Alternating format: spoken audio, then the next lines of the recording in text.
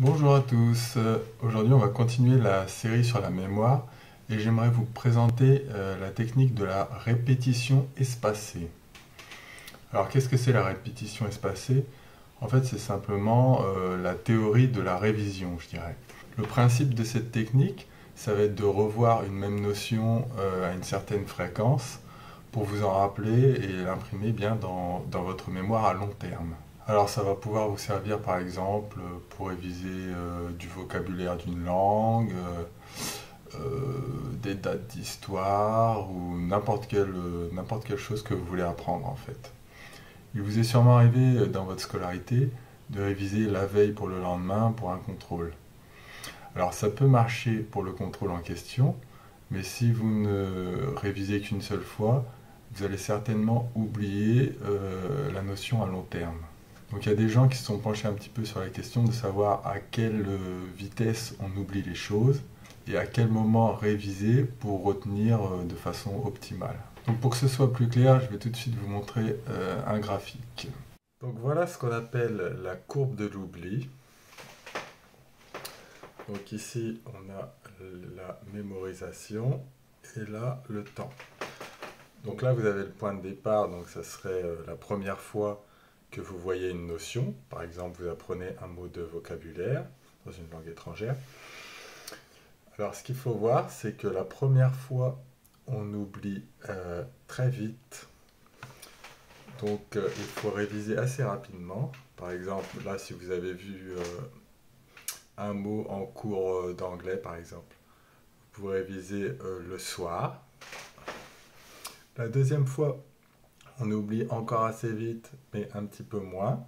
Donc là, vous pourriez réviser par exemple le lendemain. La troisième fois, vous oubliez encore un petit peu plus lentement. Donc vous révisez par exemple 3 jours après, voire une semaine après.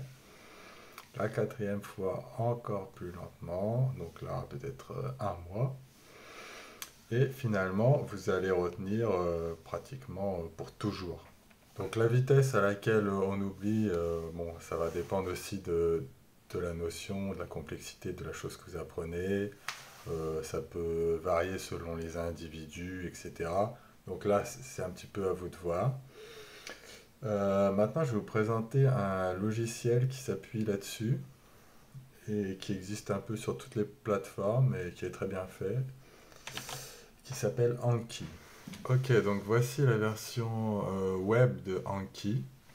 L'application Anki existe sur à peu près toutes les plateformes en fait. Vous avez une version web, une version Windows, il y a des versions mobiles aussi, Android et iOS. C'est gratuit, alors sauf la version iOS en fait. Pourquoi? C'est pas parce qu'ils prennent les utilisateurs d'iOS pour des pigeons. En fait, c'est parce que la personne qui avait développé Anki à l'origine n'avait pas fait de version mobile et il comptait sur les dons pour se faire rémunérer. Mais par la suite, il y a quelqu'un qui a développé la version Android et finalement, il s'est dit bon, allez, je vais développer la version iOS. Mais comme il n'avait pas forcément beaucoup de dons, il a mis l'appli payante. Donc franchement, c'est une super appli et très utile. Donc si vous comptez vous en servir, n'hésitez pas à débourser quelques euros, quoi. Donc là, je vais juste vous montrer un petit exemple. Donc, du coup, j'ai créé un deck. Alors ça fonctionne avec des decks, donc un deck de cartes. Et dans chaque deck, vous allez faire une carte par notion à réviser, en gros. Donc là, j'ai créé un dossier grand système. Donc le grand système, c'est ce qu'on a vu dans la vidéo la dernière fois pour retenir les nombres. Donc si je clique sur mon dossier grand système, et ben, je trouve ma carte à réviser. Et du coup là, c'est le recto de la carte 1. Donc la question c'est quels sons correspondent à 1. Je dois réfléchir dans ma tête. Je me souviens que c'est D et T. Donc ça c'est important aussi lorsque vous révisez de faire l'effort de vous souvenir de la chose. Parce que si vous relisez simplement vos notes par exemple, sans faire attention plus que ça, vous n'allez pas bien retenir les choses. Donc là, je me rappelle bien que c'est D et T, donc je clique sur le bouton pour voir la réponse. J'ai bon. Donc si vous avez bon, normalement vous cliquez sur le bouton bleu good. Ici c'est vraiment si c'est beaucoup trop facile. Mais en général, il vaut mieux utiliser ce bouton-là. Et si vous vous rappelez plus bien, eh ben, vous cliquez sur Again pour qu'il vous refasse réviser plus vite en fait. Donc là, on voit, il va vous faire réviser tout de suite. Là, dans 10 minutes et là, dans 4 jours. Donc je clique sur Good. OK. Donc voilà un petit peu le principe du logiciel. Donc vous devez rentrer une carte avec une question et une réponse. Alors il y a plusieurs sortes de cartes. Vous pouvez faire une carte recto verso comme j'ai fait là. Donc là il me repose la question mais dans l'autre sens. C'est-à-dire D et T, à quoi ça correspond? 1, ok, c'est bien 1. Donc voilà, vous pouvez créer autant de decks que vous voulez, mettre autant de cartes que vous voulez dans un deck. Qu'est-ce que je peux vous montrer? Voilà, si je veux ajouter une carte par exemple dans le grand système, voilà, donc ça c'est comme je vous disais le recto verso, hop.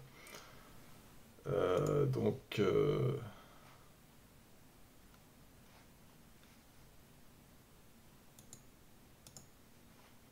voilà, vous écrivez votre question, je sais pas, 2 fois 2, réponse 4. Voilà. Alors là, la version web, en fait, c'est pas la plus aboutie du tout, hein. Je vous conseille de plutôt utiliser soit la version mobile, soit la version Windows, par exemple. Dans ces versions-là, vous pouvez mettre des sons, des vidéos, travailler la mise en forme, souligner, etc. Donc voilà, vous pouvez faire plein de choses. D'ailleurs, il y a une assez grosse documentation en Key. Vous pourrez voir un petit peu comment l'utiliser et tout ce que vous pouvez faire avec. Donc voilà, ce que je vous propose de faire, c'est comme moi de réviser le grand système avec Anki. Comme ça vous permettra de bien découvrir le logiciel et de le prendre en main. Et en même temps de bien retenir à long terme votre grand système. Ce que j'ai oublié de vous préciser aussi, c'est que bien sûr si vous utilisez plusieurs versions d'Anki, par exemple web, téléphone, etc., tout va être bien synchronisé. C'est-à-dire que si vous écrivez une carte sur votre PC, par exemple, vous pourrez réviser sur votre téléphone. Donc c'est très pratique. Donc j'essaierai de vous partager mon deck, comme ça vous pourrez l'importer dans votre appli Anki et directement réviser. Sinon vous pouvez le créer vous-même, c'est très rapide et puis ça vous permettra de voir un peu comment ça fonctionne. Après, si certains d'entre vous préféraient ne pas utiliser d'écran, il est tout à fait possible de faire la même chose en format papier en fait. Donc ce qui se fait généralement, c'est que vous allez créer des cartes recto verso, hein, l'équivalent des cartes Anki. Et ensuite vous allez les mettre dans des boîtes. Donc vous allez avoir une boîte par exemple révision quotidienne, une boîte révision hebdomadaire, etc. Et à chaque fois que vous révisez une carte, vous allez la changer de boîte. Donc la mettre dans la boîte suivante si vous avez bien retenu, ou la remettre dans la boîte précédente si jamais vous avez oublié quelque chose. Donc voilà, c'est tout ce que j'avais à vous dire sur le sujet. J'espère que ça vous a plu, et si c'est le cas, n'hésitez pas à liker, partager, commenter, comme d'habitude. Voilà, merci, salut!